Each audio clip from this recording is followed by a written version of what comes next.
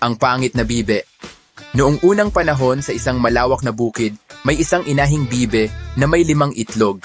Isang araw, isa-isa nang napisa ang mga itlog at lumabas ang 5 munting sisiw maliban sa isa na mas malaki at kakaiba ang hitsura. Inahing bibe. Oh, aba, bakit kaya iba ang hitsura ng isa kong anak? Ang laki at ang itim-itim niya.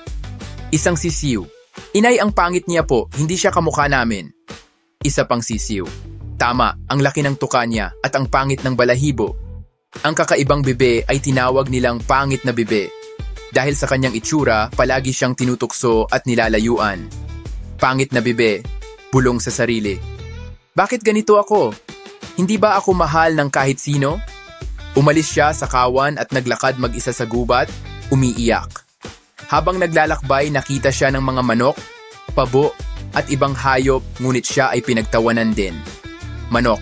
Cluck! Hindi ka bagay sa amin. Ang pangit mo. Pabo. Glug, glug, glug! Hindi ka man lang marunong lumipad ng maayos. Lumipas ang panahon. Dumating ang taglamig.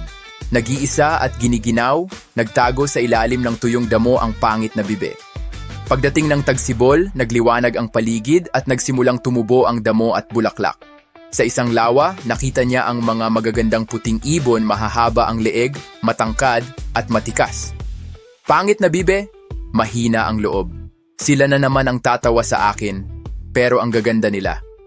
Lumapit siya sa lawa para uminom ng tubig, ngunit pagkasilip niya sa tubig, pangit na bibe, ha? Sino ito?